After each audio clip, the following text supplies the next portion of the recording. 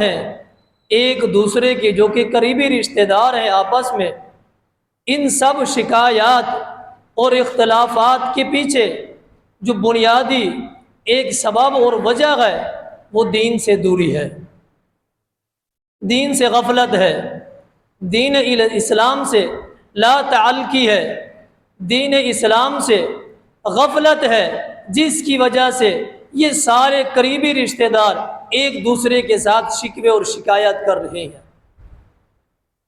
یہی بات ہے، ہمارا آج کا عنوان بھی یہی ہے کہ ایک شخص اپنے گھر کو جنت کا ماحول کیسے بنا سکتا ہے، کیسے دے سکتا ہے، جبکہ شکوے شکایت بہت زیادہ ہے، گلے شکوے بہت زیادہ ہے، اختلافات بہت زیادہ ہے، بات چھوٹی سی ہے اس کو اتنا آگ دے دینا کہ کئی ایک سالوں تک ایک دوسرے کا چہرہ دیکھنے کے لیے تیار نہیں ہوتے ہیں۔ قریبی رشتہ دار، بالکل قریبی رشتہ دار ہیں۔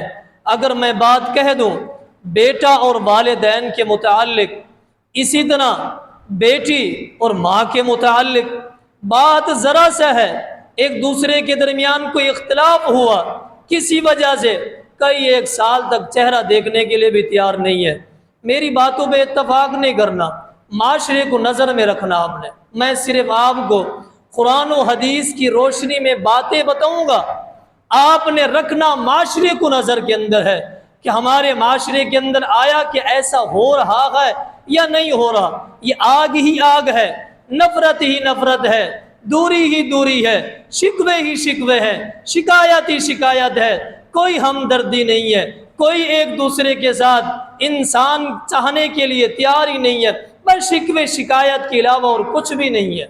معاشرے کے اندر یہی کچھ ہے، اور ہم ہیں بھی مسلمان، ہیں بھی اہل ایمان، ہیں بھی نمازی، ہیں بھی حاجی، ہیں بھی روزے دار، ہیں بھی صدقہ اور خیرات کرنے والے، یہ ساری چیزیں ہونے کے باوجود بھی شکوے شکایت عروج پہ ہیں۔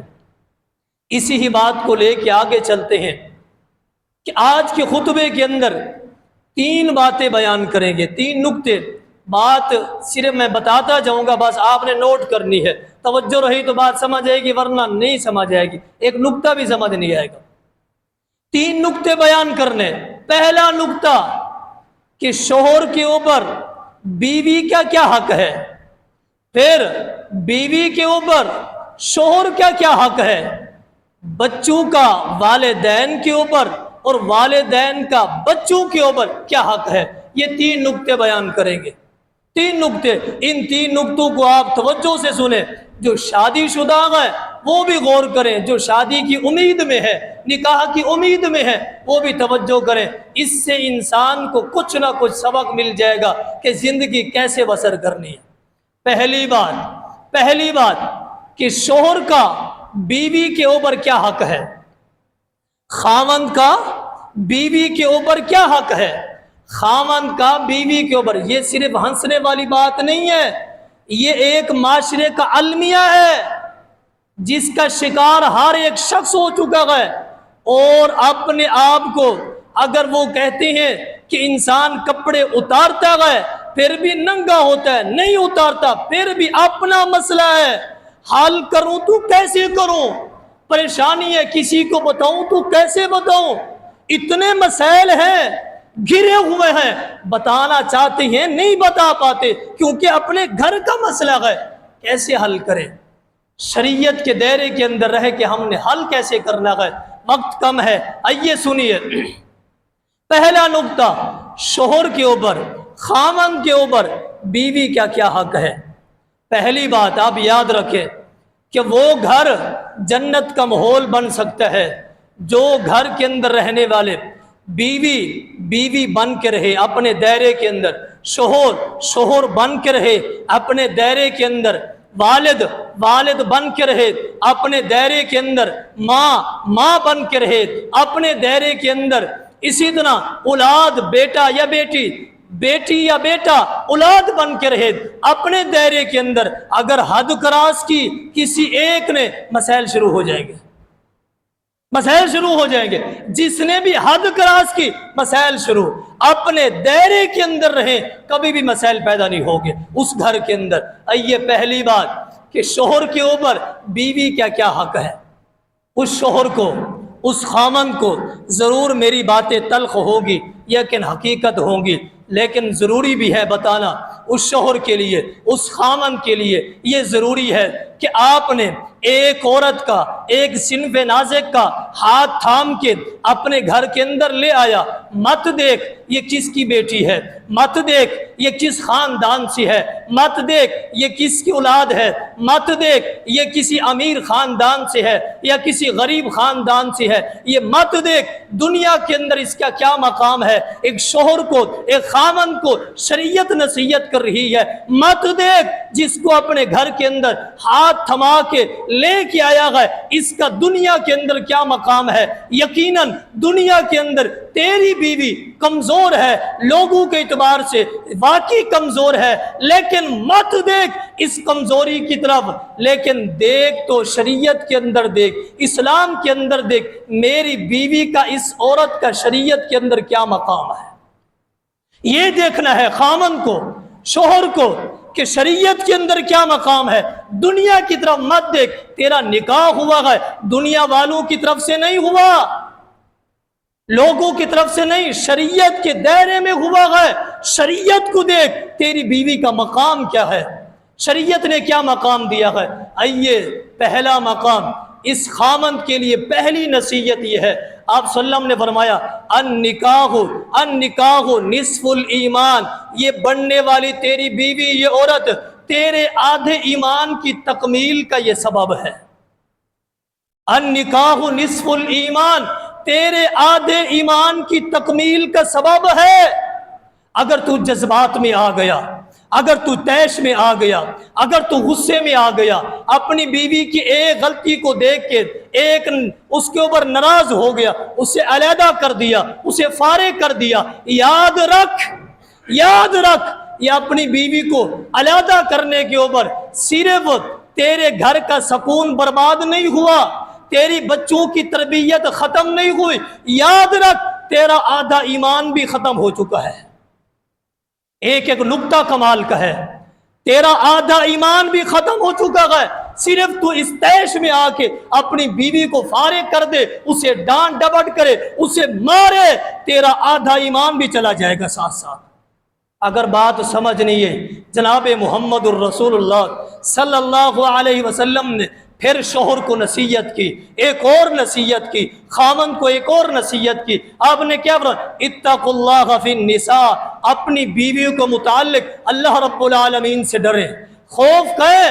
آگے آپ نے کیا فرمایا, خیارکم لأہلی وانا خیارکم لأہلی. لوگوں یاد رکھو, خامدوں سے کہا, شوہروں سے کہا, یاد رکھو وہی شخص افضل ہے, وہی شخص بہتر ہے, وہی شخص اچھا انسان ہے جو اپنے گھر والوں کے لیے اچھا ہے. وَأَنَا خِيَارُكُمْ لِأَهْلِي, میں امت میں, لوگوں میں سب سے افضل اس وجہ سے ہوں میں اپنے گھر والوں کے لیے اچھا ہوں. وَأَنَا خِيَارُكُمْ لِأَهْلِي, میں اس لیے افضل ہوں. جناب محمد الرسول اللہ صلی اللہ علیہ وسلم فرمائے, میں اس لیے افضل ہوں میں اپنے گھر والوں کے لیے, اپنی بیویوں کے لیے اچھا ہوں. یہ بات ذہن سے نکال دے کہ انسان نمازی بن جائے افضل بن جائے گا, حاجی بن جائے افضل بن جائے گا, روزے دار بن جائے افضل بن جائے گا, صدقے اور خیرات کرنے والا بن جائے افضل بن جائے گا, لوگوں کے ساتھ ہمدردی کرے افضل بن جائے گا. ہرگز نہیں بنے گا. افضل وہی ہے شریعت نے جسے کہا ہے جو اپنی بیوی کے لیے, اپنے گھر والوں کے لیے افضل ہے. لوگوں کے ساتھ ہمدردی, گھر کچھ بھی نہیں ہے, لوگوں کے ساتھ ہمدردی, گھر آیا تیش میں ہے, اس کا غصہ ہی ختم نہیں ہوتا. لوگوں کے ساتھ معاملات الجھے, گھر آ کے بیوی اور بچوں کو ایسے گالیاں گلوچ, ایسے مسائل میں شکار کر دیا, سکون بھی تباہ کر دیا. یہ کون سی شریعت ہے, یہ کون سا اسلام ہے؟ لوگوں کے ساتھ ہنسی مذاق, گھر آیا جہنم بنا دی. ایک بچوں کی حرکت کیا ہی دیکھی, سارے بچوں کو ڈانٹ کے, مار کے, گالیاں دے کے سارا گھر کا ماحول تباہ کر دیا. کون سا شوہر ہے یہ؟ شریعت نے یہ تعلیم دی ہے, इसलिए तेरे निकाह में इस औरत को अल्लाह ताला ने लेके आएगा, इस वजह से इसे गालियां दे, इसे डांट डपट करे, इसे मारे। इत्तकुल्लाह फिन्निसा, अपनी बीवियों के मुताल्लिक रब ताला से डर जाए। अगर बात समझ नहीं है, बातें बहुत ज्यादा है, वक्त कम है, नहीं समझ आई तो आइए देखिए, बाज़ औक़ात ऐसे मर्द भी होते हैं जो अपनी बीवी की एक गलती को देख के, एक अमल को देख के जो उसे ना पसंद होता है, बीवी को फारिग करने के लिए तैयार हो जाते हैं। बात को समझे, बड़ी काम की बात है जो एक खामद और शोहर को अल्लाह रब्बुल आलमीन ने एक नसीहत की है, शरीयत ने नसीहत, कमाल की नसीहत है। अगर मैं इस बात के ऊपर खुतबा ख़त्म कर दूं, मैं कहता हूँ हक अदा हो जाएगा। लेकिन आप समझे बात को, एक शख्स अपनी बीवी की एक गलती को देख के, एक अमल को देख के उसके ऊपर नाराज हो जाता है, उसे फारिग करने के लिए, उसे दूर करने के लिए, उसे तलाक देने के लिए तैयार हो जाता है। मैं उस शोहर से कहूँगा, उस खामन से कहूँगा, शरीयत ने आपको ये इजाज़त दी है, इख्तियार दिया है, लेकिन अपनी बीवी की एक गलती को, एक नक्स को, एक सुस्ती को, एक ऐसे अमल को जो आपको नापसंद है, इस तरफ तो देख रहा है, दूसरा पहलू भी देख, दूसरा पहलू भी देख। सारिया इंसान के अंदर खामियां नहीं होती, सारिया इंसान के अंदर खूबियां नहीं होती। अगर गलती हो गई है, एक ऐब हो गया है, एक अमल हो गया है जिसको ना पसंद करता है तू, ऐ शोहर ऐ खामन, दूसरा पहलू भी देख, उसके अंदर खूबियां तो होंगी ना, उसके अंदर अच्छाइयां तो होंगी। उन अच्छाइयां को देख के इस खामी को खत्म कर। शरीयत तुझे नसीहत कर रही है, एक तरफ नहीं देखना, दोनों पहलू देखना है। इंसान के अंदर खूबियां भी है, खामियां भी है, दोनों पहलू देखने हैं, एक पहलू नहीं देखना। इसकी मिसाल दूं आपको, बात समझ आ जाएगी। आइए सुनिए, जनाब मोहम्मदुर रसूलुल्लाह सल्लल्लाहु अलैहि वसल्लम के ज़रिए से उम्मत को कैसे समझाया गया, कैसे तालीम दी गई, कैसे रहनुमाई की गई। आपकी एक बीवी है जिसका नाम सैयद हफ्सा है रज़ी अल्लाह तआला अन्हा, अमीरुल मोमिनीन उमर बिन खत्ताब रज़ी अल्लाह तआला अन्हु की ये बेटी है। उम्महातुल मोमिनीन में ये सैयद हफ्सा शामिल है, उम्मत की माँ है। आइए देखिए, इनकी एक बात से, इनके एक अमल से जनाब मोहम्मदुर रसूलुल्लाह सल्लल्लाहु अलैहि वसल्लम नाराज हो गए। इनका एक अमल आपको ना पसंद लगा, आप इनसे नाराज हो गए। सैयद हफ्सा रज़ी अल्लाह तआला अन्हा उठती हैं, आपको नाराज देखती हैं, उठने के बाद दरवाजे को क्रॉस करती हैं, जो अपने घर का दरवाजा है। कहाँ जा रही है? अपने वालिदैन के घर, उमर बिन खत्ताब रज़ी अल्लाह तआला के घर जा रही है। और दरवाजा जैसे क्रॉस किया, आसमान से वही आ गई, आसमान से वही आ गई। हर एक शादीशुदा मर्द के लिए बड़ी नसीहत है, आसमान से वही आ गई। क्या वही है? वही के अल्फाज ने आप सल्लल्लाहु को बताया गया, राजिया राजिया राजिया हफ्साता फ़इन्नहा काइमतुन व साइमतुन। आप उठे, जनाब मोहम्मदुर रसूलुल्लाह सल्लल्लाहु अलैहि वसल्लम, आपकी बीवी सैयद हफ्सा ये जा रही है, इन्हें लेके राजिया, लेके वापस घर आए, अपने वालिदैन के घर इन्हें ना जाने दे, राजिया लेके वापस है।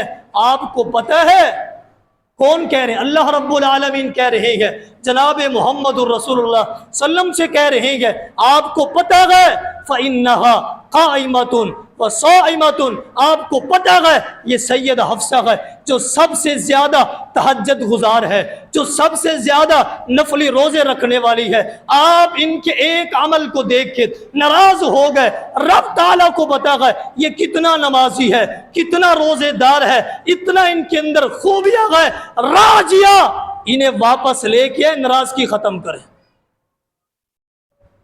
सिर्फ एक अमल को नहीं देखना, एक पहलू को नहीं देखना, एक गलती को देखा तलाक देने के लिए, डांटने के लिए, गाली गलौज करने के लिए शोहर अपनी बीवी को आगे चीख पाव हो जाता है। पता नहीं क्या हो गया है, पता नहीं क्या हो गया है, उसने क्या जुमला कह दिया। राजिया लेके वापस है, आप वापस लेके आए, वापस लेके आए। एक शोहर को उसकी बीवी के मुतालिक یہ نصیحت کی گئی ہے۔ نصیحت اور بھی بہت ساری ہے، لیکن اسی پہ اتفاق کرتے ہیں، ایک خاوند کو، ایک شوہر کو اس کی بیوی کے متعلق نصیحت کی گئی ہے۔ ان نصیحتوں کو یاد رکھنا۔ اب دوسرا پہلو دیکھیں، اب دوسرا پہلو دیکھیں، ایک بیوی کو شوہر کے متعلق نصیحت کی گئی ہے، بیوی کو شوہر کا حق بتایا گیا ہے، بیوی کو شوہر کے حقوق بتائے گئے ہیں۔ اس بیوی کے لیے، اس اپنی بہن اور ماں کے لیے میں پھر وہی جملہ کہوں گا، اے بیوی، اے ماں اور بہن، یاد رکھ یہ صرف عورتوں کے لیے نہیں ہے، یہ مردوں کے لیے بھی ہے۔ جس طرح مردوں نے حقوق ادا کرنے ہیں، ویسے حقوق لینے بھی تو ہے نا، ادا کرنے ہیں، لینے بھی تو ہے نا۔ وہ بھی یاد رکھیں ان باتوں کو، تاکہ لینے کا بھی طریقہ آتا ہو اور دینے کا طریقہ بھی آتا ہو، ایک طریقے کے اوپر متفق نہیں ہونا۔ یاد رکھیں اس بات کو۔ اس عورت کے لیے، اس بیوی کے لیے میں یہی کہوں گا، مت دیکھ تیرا شوہر کس خاندان سے ہے، کس کا بیٹا ہے، اور کسی امیر خاندان سے ہے، غریب خاندان سے ہے، دنیا والوں کے سامنے اس تیرے شوہر کا کیا مقام ہے، مت دیکھ ان معاملات کی طرف۔ تیرا نکاح شریعت کے عین دائرے میں ہوا ہے، دیکھ اپنے شوہر کا مقام دین اسلام کے دائرے کے اندر، دین اسلام کے دائرے کے اندر اپنے شوہر کا مقام دیکھ۔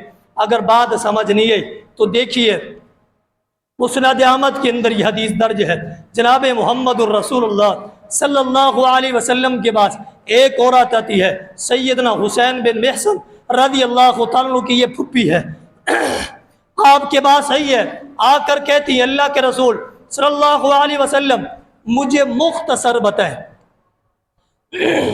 مجھے مختصر بتائیں، بالکل شارٹ لفظوں میں بتائیں، میرے شوہر کا میرے اوپر کیا حق ہے، میرے شوہر کا میرے اوپر کیا حق ہے، مختصر بتائیں، شارٹ الفاظوں میں بتائیں۔ آپ نے کیا فرمایا؟ انہو جنت و نار، انہو جنت و نار۔ اے سوال کرنے والی سن لے، تیرا شوہر تیرے لیے جنت بھی ہے، تیرے لیے آگ بھی ہے۔ دو ہی راستے ہیں، ایک کامیابی کا جنت کا راستہ ہے، دوسرا ناکامی جہنم کا راستہ ہے۔ یہ دونوں راستے تیرے شوہر سے گزر کے جاتے ہیں، اب تیری مرضی ہے، اندازہ خود لگا لے، تیرا شوہر تیرے لیے جنت بھی ہے، آگ بھی ہے۔ اب جنت حاصل کرنی ہے تو شوہر کے ذریعے سے کر، جہنم کے جانا ہے تو شوہر کے ذریعے سے، یہی راستہ ہے۔ یہ دو ہی راستے ہیں، 60 لفظوں میں فرما دیا۔ کتنا مختصر نصیحت ایک عورت کے لیے، سمجھنے کے لیے جملہ ہی کافی ہے۔ لیکن آئیے آگے چلیے، دوسری بات، نبی اکرم صلی اللہ علیہ وسلم کے پاس پیغام آیا، آپ مسجد کے اندر تشریف فرما تھے۔ پیغام یہ تھا کہ مدینہ کی چند عورتیں قافلے کی شکل میں آپ کے پاس آئی ہیں، آپ سے کہ مطالبہ چاہتی ہیں، یا کوئی آپ سے مسئلہ پوچھنے کے لیے آئی ہے۔ آپ نے فرمایا کہ سب کو جمع کر دیا جائے، جمع کر دیا گیا۔ آپ ان عورتوں کے پاس تشریف لے کے چلے گئے۔ آپ نے ان عورتوں سے کہا من ھذا، کیا مسئلہ ہے آپ کا، کس وجہ سے آپ یہاں آئی ہیں؟ عورتوں نے آگے سے جواب دیا، اے اللہ کے رسول صلی اللہ علیہ وسلم، ہم چند ایک عورتیں یہاں جمع ہو کے آئی ہیں، لیکن مدینہ کی جتنی بھی عورتیں ہیں سب کی نمائندہ بن کے آئی ہیں، ان کی نمائندگی کرنے کے لیے ہم یہاں جمع ہیں، اور ہمارا مسئلہ یہ ہے، ہماری پریشانی یہ ہے، ہذہ الجہاد کتب اللہ علی الرجال، ہذہ الجہاد، الفاظوں میں غور کرنا، پھر معنی دوسرا نہیں لے لینا، جو الفاظ بتا رہا ہوں بس اسی پہ اتفاق کرنا، اپنی طرف سے معنی نہیں لینا۔ ہذہ الجہاد، ہذہ الجہاد کتب اللہ علی الرجال، ہمارا مسئلہ یہ ہے کہ اللہ رب العالمین نے مردوں کے اوپر جہاد کو فرض کیا ہے، اور یہ جب مرد میدان قتال میں جاتے ہیں، یہ جہاد کرتے ہیں، جہاد کرتے ہوئے پھر ان میں سے سب کے سب جب واپس آتے ہیں، یا ان میں سے کوئی شہید ہو جاتے ہیں، جو واپس آتے ہیں ان سب کے گناہ اللہ تعالیٰ معاف کر دیتے ہیں، گناہوں سے یہ پاک ہو جاتے ہیں، اور جو جہاد کرتے ہیں ان کے اوپر اللہ تعالیٰ کی رحمت آتی ہے۔ پھر یہ عورتیں کہتی ہیں، اے اللہ کے رسول صلی اللہ علیہ وسلم، ہمارا سوال یہ بھی ہے اگر ان میں سے کوئی شہید ہو جاتا ہے، شہید ہونے کے بعد اللہ تعالیٰ کے ہاں انہیں رزق دیا جاتا ہے اور انہیں رزق ملتا ہے، ہمارا سوال یہ ہے اللہ کے رسول صلی اللہ علیہ وسلم جب یہ شہید ہو جاتے ہیں ان شہیدوں کی روح کو اللہ رب العالمین جنت کے سبز پرندوں کے سینوں میں ان کی روح کو اللہ تعالیٰ رکھ لیتے ہیں، رکھنے کے بعد پھر پوری جنت کی سیر کرواتے ہیں۔ اے اللہ کے رسول صلی اللہ علیہ وسلم یہ اتنا مقام ان جہاد کرنے والے ان مجاہدین اور ان مردوں کو ملتا ہے، ہمارے دل کے اندر بھی یہ خواہش ہے کہ ہم میدان قتال میں جائیں اور جہاد کریں، نیزہ اٹھائیں، تلوار اٹھائیں اور اسلحہ اٹھائیں اور جا کے کفار کے ساتھ جہاد کریں۔ ہمارے اوپر جہاد فرض نہیں ہے، ہم یہ تمنا لے کے آئی ہے، ہمارے لیے مردوں کا اتنا مقام ہے، اتنا فضیلت ہے، ہمارے لیے کیا ہے؟ ہمارے لیے کیا ہے؟ بات کو غور سے سمجھنا، کیونکہ بیوی کا شوہر کے اوپر جو حق ہے وہ سمجھنے والی بات ہے۔ ہمارے لیے کیا ہے؟ آپ نے آگے سے کیا جواب دیا؟ اے سوال کرنے والی مدینہ کی عورتوں، یاد رکھو آپ جن عورتوں کی نمائندہ بن کے آئی ہو، یبلغ الشاہد الغائبہ، جتنے یہاں موجود ہیں میرا پیغام لے کے سب عورتوں کو جا کے بتا دینا جو میں آپ کو پیغام دے رہا ہوں۔ جتنا فضیلت، جتنا اہمیت، جتنا مقام ان مجاہدین کو ملتا ہے، یاد رکھیں، یاد رکھیں وہ عورت، وہ بیوی جو اپنی خواہشات کو اپنے شوہر کی خواہشات کے اوپر شرعی حدود کے اندر قربان کر دیتی ہے، اپنے جذبات کو اور شوہر کے جذبات کے اوپر شرعی حدود کے اندر قربان کر دیتی ہے، اپنے شوہر کی مکمل اطاعت و فرما برداری شرعی حدود میں کرتی ہے، تو اس عورت کے لیے اتنا مقام ہے، اتنا اجر ہے جتنا ان مردوں کو میدان قتال کے اندر جو آپ نے ذکر کیا ہے ملتا ہے۔ اس عورت کو اللہ رب العالمین کل قیامت کے دن اتنا مقام دے گا شرعی حدود کے اندر، یاد رکھیں۔ لیکن کچھ خامند ایسے بھی ہوتے ہیں جو شریعت کی حد کراس کر جائیں، یا شرعی مسئلہ ان کے اندر ہو یا میڈیکل کوئی مسئلہ ان کے اندر ہو شریعت کے اعتبار سے کہ والدین کے لیے ضروری ہے کہ اپنی بیٹی کا اس مرد سے طلاق لے سکتی ہیں، شریعت نے یہ بھی اجازت دی ہے۔ یہ نہیں ہے بس اس کے پاس وہ اس کی بیٹی رہے، جیسے وہ مارتا رہے اور پیٹتا رہے، جس انداز میں رہے، جس طرح اکثر مسائل آتے ہیں کہ شوہر میرا دماد نشہ کرنے والا ہے، جب بھی آتا ہے گھر نشے کی حالت میں آتا ہے، اس مرد کو اپنی بیٹی دینا جرم عظیم ہے۔ جس کو پتہ ہی نہیں ہے، جرم نہیں ہے، جرم عظیم ہے، پتہ ہی نہیں ہے وہ کس انداز میں آپ کی بیٹی کے ساتھ سلوک کرے گا، کس انداز میں اسے رکھے گا، یہی شریعت کا انداز ہے۔ اور اس عورت کے لیے یہ بھی حکم ہے، یہ بھی حکم ہے، شادی سے پہلے مسائل بھی سمجھے جائے، شادی سے پہلے، نکاح سے پہلے عورت کے لیے، بیوی کے لیے سب سے زیادہ حق اس کے والدین کا تھا، اس کے والدین کا۔ نکاح ہونے کے بعد سب سے بڑا حق اس کے شوہر کا ہے، اس کے شوہر کا ہے۔ بیوی کہے میرے والدین یہ کہہ رہے ہیں، میرے والدین کہتے میرے ساتھ رہو، ادھر رہو، یہ کرو وہ کرو، نہیں، شریعت اجازت نہیں دیتی۔ جو کچھ شوہر کہے گا وہی اس کا معاملہ ہے، اور اس کے والدین کے اوپر اس سے نکاح کے بعد سب سے بڑا حق اس کے شوہر کا ہے۔ اگر شوہر کے اندر کوئی عیب ہے، کوئی نقص ہے، شریعت اجازت دیتی ہے اس سے طلاق دلوائے اور اپنی بیٹی کا کسی صحیح مرد کے ساتھ نکاح کروا دے۔ یہ بھی شریعت کا مسئلہ ہے، اور شریعت کے اندر یہ باتیں بھی درج ہیں، اگر کسی کی ضرورت ہو تو جمعے کے بعد یہ پوچھ لے۔ آئیے تیسرا مسئلہ کہ شوہر کے اوپر بیوی کا کیا حق ہے، کتنا بڑا حق ہے۔ بیوی تھک چکی ہے، تھک چکی ہے، کام کر کر کے تھک چکی ہے، لیکن شوہر آیا ہے، آ کر کوئی کام کہتا ہے، بیوی آگے سے تکرار کرتی ہے یا بحث کرتی ہے۔ شریعت نے اس وقت اس شوہر کی بیوی کو کیا حکم دیا ہے؟ مثال سمجھیے، مسند احمد کے اندر یہ حدیث درج ہے، نبی اکرم صلی اللہ علیہ وسلم کے پاس ایک عورت آتی ہے، آ کر کہتی ہے اللہ کے رسول صلی اللہ علیہ وسلم، میرے شوہر کا میرے اوپر کتنا حق ہے، تاکہ کوئی حد تو ہوگی حق ادا کرنے، کوئی حد تو ہوگی، اس حد تک میں اس کا حق ادا کروں۔ آپ نے کیا فرمایا کہ آپ کے شوہر کا آپ کے اوپر کتنا حق ہے، آپ نے مثال دے کے سمجھایا۔ مثال سمجھیے، آپ نے فرمایا کہ آپ ایسی جگہ پہ کھڑی ہیں، ایسی جگہ پہ کھڑی ہیں، آپ کے دائیں طرف بھی پہاڑ ہیں، آپ کے بائیں طرف بھی پہاڑ ہیں، آپ کے دائیں طرف بھی پہاڑ ہیں، بائیں طرف بھی پہاڑ ہیں، اور آپ کا شوہر آپ کے پاس آتا ہے، آ کر کہتا ہے کہ یہ جو دائیں طرف پہاڑ ہے اسے اٹھا کے بائیں طرف رکھیں، اور بائیں طرف جو پہاڑ ہے اسے اٹھا کے دائیں طرف رکھیں۔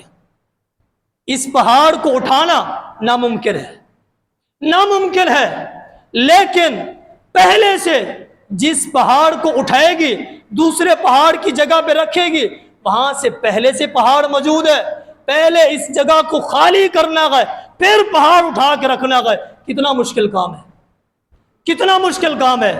آپ نے فرمایا کہ اتنا مشکل کام آپ کا شوہر آپ کو بتائے، بتانے کے بعد آپ کی ہمت نہ ہو، طاقت نہ ہو شوہر کو آگے سے ذرہ برابر یہ نہیں کہنا یہ مشکل ہے۔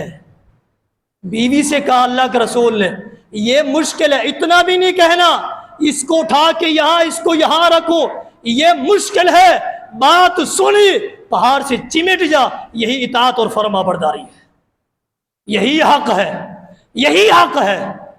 کتنا بڑی دلیل آپ نے دی ہے، اور عورت اور بیوی کو سمجھایا ہے کہ شوہر کا کتنا حق ہوتا ہے۔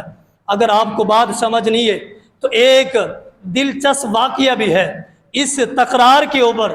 ایک عرب کے اندر ایک محدث ہے الرزال، اس کے اندر رسالے کے اندر عربی کے اندر ایک واقعہ نقل کرتا ہے، واقعہ لمبا ہے، میں آپ کو دلچسپ ایک واقعہ سنا دوں، سمجھنے کے لیے ہے، شریعت کا مسئلہ نہیں ہے، سمجھنے کے لیے ہے، شاید واقعے سے بھی بات سمجھ آ جاتی ہے، بعض اوقات حدیث سے سمجھ نہیں آتی، چھوٹے سے واقعے سے بات سمجھ آ جاتی ہے۔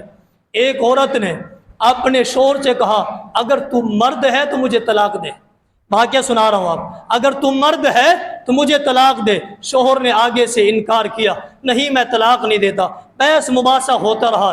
شوہر گیا اندر سے ایک لفافہ اٹھایا جس میں ہم پیسے ڈال کے دیتے ہیں، ایک لفافہ اٹھایا، اس لفافے کے اندر کچھ لکھا ہوا تھا اور اپنی بیوی کو دے دیا، کہا کہ یہ جاؤ، میں نے آپ کو جو کچھ آپ نے کہا وہ آپ کو مل گیا ہے، آپ جاؤ میرے گھر سے آؤ۔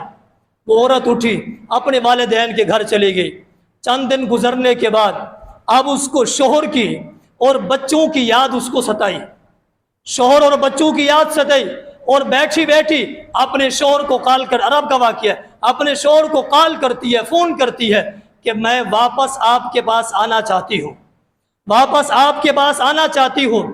شوہر نے آگے سے کہا نہیں نہیں میں آپ کو نہیں رکھ سکتا، میں نے یہ ثابت کرنا ہے میں مرد ہوں، میں نے یہ ثابت کرنا ہے۔ عورت نے کہا تھا اگر تو مرد ہے مجھے طلاق دے، اور میں نے یہ ثابت کرنا ہے میں مرد ہوں، میں واپس آپ کو نہیں رکھ سکتا۔ اس عورت نے بڑا تکرار کیا، تکرار کرنے کے بعد پھر اس شوہر نے اپنی بیوی سے کیا کہا، اگر ایسا ہی ہے تو آپ ایسا کرو جو میں نے آپ کو لفافہ دیا تھا اس لفافے کو کھولو، کھولنے کے بعد پڑھو اس کے اوپر کیا لکھا ہوا ہے، پھر کال کرنا۔ اس عورت نے جب لفافہ کھولا اس کے اوپر ایک جملہ لکھا ہوا تھا، آسمان نیچے آ جائے زمین اوپر چلی جائے میں آپ کے کہنے کے اوپر کبھی طلاق نہیں دوں گا، کبھی طلاق نہیں دوں گا۔ بات سمجھانے کے لیے تھی کہ عورتیں بعض اوقات ایسا بھی ہے اپنے شوہر کے ساتھ فضول بحث، فضول بحث، بلا وجہ بحث، اتنا بحث کہ طلاق دو، طلاق دو، اگر مرد ہو یہ ہو طلاق دو۔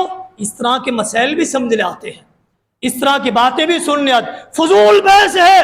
اگر مرد کو مرد ثابت کرنا ہے تو پھر یہ صورتحال ہوگی۔ اگر یہ تین باتیں اور تین نکتے، آخری بات، پھر اس کے بعد والدین کا اولاد کے اوپر کیا حق ہے، اولاد کا والدین کے اوپر کیا حق ہے۔ چھوٹی سی ایک مثال سمجھے بات ختم کرتے ہیں۔ سیدنا عمر بن خطاب رضی اللہ تعالیٰ عنہ کے بعد ایک شخص آتا ہے، اصحاب السیرہ کے اندر یہ بات درج ہے، آ کر کہتا ہے کہ میرا ایک ہی بیٹا ہے، ایک ہی بیٹا ہے، حد درجے کا نافرمان ہے، ایک ہی بیٹا ہے، حد درجے کا نافرمان ہے، امیر المؤمنین نے بیٹے کو بلا لیا، کہا آپ کے باپ نے آپ کی شکایت کی ہے کہ یہ میری نافرمانی کرتا ہے، گھر میں باہر میں جہاں کہیں بھی ہوتا ہے نافرمانی کرتا ہے۔ امیر المؤمنین نے اسے ڈرایا، اللہ تعالیٰ کا خوف دلایا، یہ تیرے والد ہے، اس کا حق ہے، اس نے تیری پرورش کی ہے، یہ آپ نے سارا خوف دلایا اس نوجوان کو۔ وہ نوجوان خاموشی سے سنتا رہا، کیونکہ وہ نافرمان تھا تبھی وہ خاموشی سے سنتا رہا۔ سننے کے بعد پھر وہ نوجوان بولتا ہے، جب آپ کی بات مکمل ہوئی آگے سے کہتا ہے، واللہ لم یفعل بشیء، اے امیر المؤمنین آپ مجھے یہ بتائیں کیا اولاد کا بھی والدین کے اوپر حق ہوتا ہے؟ اولاد کا بھی والدین کے اوپر حق ہوتا ہے؟ ہمارے بھی کوئی حقوق ہیں والدین کے اوپر یا نہیں ہے؟ آپ نے فرمایا کہ ہے، بچہ پیدا ہو شریعت کے مطابق اس کا نام رکھا جائے، بولنا سیکھے شریعت کے مطابق اس کی تعلیم اور اس کی تربیت کی جائے، بڑا ہو جائے اس کی شادی اس کا نکاح کیا جائے، یہ والدین کے اوپر حق ہے۔ تو آگے سے یہ بچہ نوجوان کیا کہتے ہیں، واللہ لم یفعل بشیء، امیر المؤمنین میرا باپ موجود ہے، میری شکایت لے کے آیا ہے، آپ میرے باپ سے پوچھیں، میرے والد سے پوچھیں، جتنی باتیں بھی آپ نے بتائی ہیں ایک بھی ہماری شریعت کے مطابق اس نے تربیت کی ہے نہیں کی۔ آپ نے اس باپ سے پوچھا، اے بزرگ، اے شکایت کرنے والے اپنے بیٹے کی، کیا یہ سچ کہہ رہا ہے؟ باپ خاموش رہا، جیسے بیٹا خاموش تھا۔ باپ بھی غلطی پہ تھا، بیٹا بھی غلطی پہ تھا۔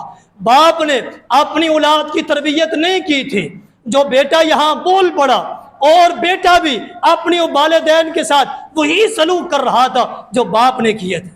آپ نے کیا فرمایا، اے بزرگ تیرا حق اس کی تربیت کے اوپر پہلے ہے، والدین کا اولاد کے اوپر تربیت کے اوپر پہلے حق ہے، بچہ پیدا ہوتا ہے تربیت کرے یہ پہلا حق ہے، اور پھر وہی تربیت کا نتیجہ بچے والدین کا حق ادا کرتے ہیں۔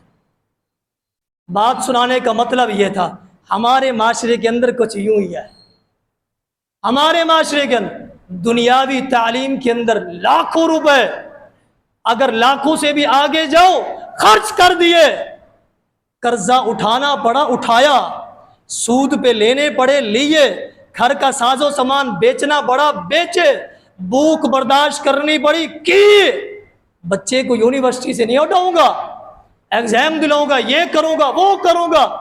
دینی تعلیم دی ہے یا نہیں دی ہے؟ دی ہے یا نہیں دی ہے؟ پھر کہتے ہیں یہی بچے ہیں، یہی اولاد ہے، نافرمان ہو گئی ہے۔ یہ اثر، یہ واقعہ سنانے کا مطلب یہ تھا، دونوں غلطی پہ ہیں، ہم بھی دونوں غلطی پہ ہیں، سدھارنا کس نے ہے؟ فرشتوں نے آ کے، کسی اور نے آ کے سدھارنا ہے؟ ہم نے سدھارنا ہے۔ میرا مقصد سنانا تھا، اور آپ اس بات کو سمجھیے۔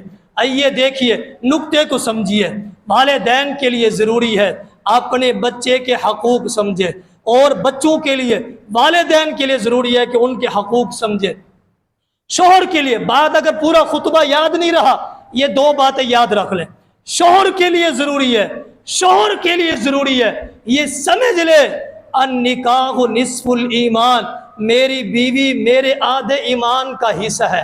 بس ایک بات ہی شوہر یاد کر لے، میری بیوی میرے آدھے ایمان کا حصہ ہے، تکمیل کا حصہ ہے، یہ شوہر ایک جملہ یاد کر لے۔